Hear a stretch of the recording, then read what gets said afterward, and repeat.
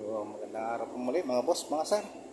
At samahan niyo po muli ako sa aking pag-ikot at pag-check ng ating mga refrigeration. Sa ngayon, mag-check tayo ng power ng ating generator mga boss, mga sir. So, ito yung kaakibat ng aming refrigeration. Ito yung sumusupply pag may brownout. Ito yung sumusupply sa aming mga refrigeration system, sa mga blast freezer, sa aming mga cold storage. So samahan niyo po ako at mag-check tayo.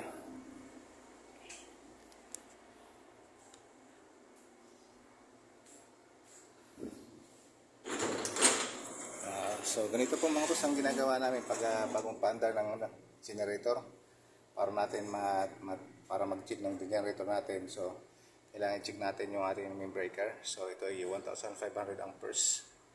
Siguraduhin natin na ito yung ating Meralco ay yun, naka-on to.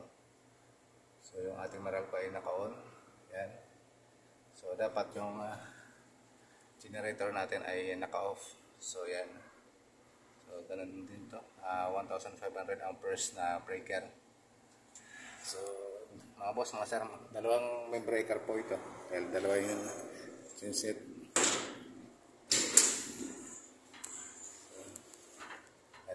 Nandito yung isa. So kailangan ma-check natin. So yun, naka-on na ating Meralco. Yan, yung ating genset ay dapat naka-off. So ito yung genset natin na breaker. So dapat off po siya. Yun. So pagkatapos po nito, saka lang tayo mag-on ng ating supply ng ating battery ng generator. So yan, tingnan natin. Kasi may idea kayo kung ganito rin po ang nangyayari sa inyo. Kayo rin ang nag-maintain ng inyong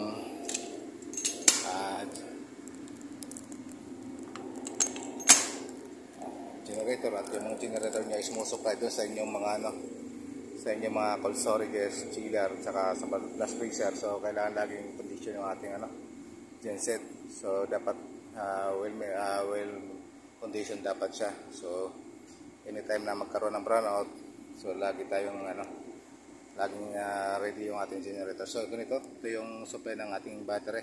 So battery natin ay dalawa. So i-on natin. So titingnan natin doon sa ating monitor kung may power na yung ating genset.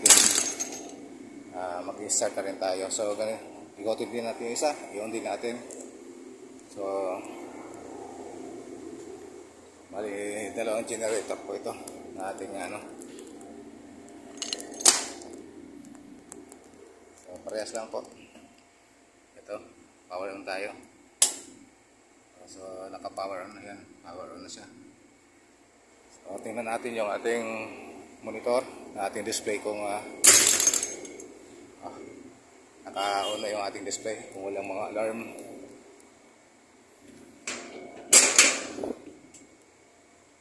Ayan, okay yung ating display. So then check natin yung breaker mismo ng ating genset kung naka-off. So dapat off to lagi. So yan, so, naka-off naman siya. So sa ngayon, pwede na natin itong start. Kaya chine-check natin yung mga breakers, mga boss, mga sir, para sigurado tayo na walang lusot yung ating power. So hindi magsasalubong yung Meralco at saka generator natin na supply. So kailangan siguraduhin natin na yung ating supply ng ating generator ay naka-off. Kasi pag nagsalubong yung supply natin, sigurado sabog lahat to, pati generator natin sabog. So yan, so ito yung ating operational procedure. So nakalagay dyan sa stop, then manual, then saka natin i-start. So pag in-start natin mga boss, andar na po ito. So ganun, checkin muna natin kabila kung ganun din. Kung okay na yung ating display. So ganun din. So naka-power off ang ating supply. And okay. Yung ating display ay yan. So ready na tayo for start. So ganun din. Stop. Then pindot yung manual. Then start. So ayan. Ito. So pindot pindutin natin. So mag-start na ito mga boss.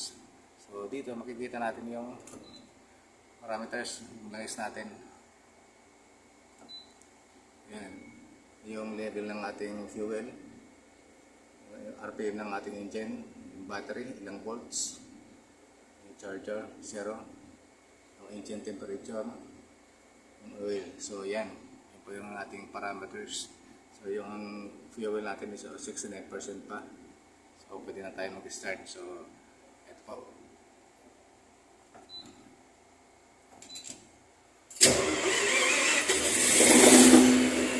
So yan na po mga boss. So manda na yung ating generator para matesting. So sa kabila ganun din.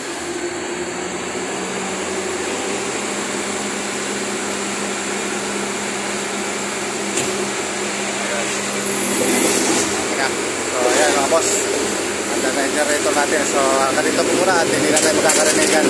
So maraming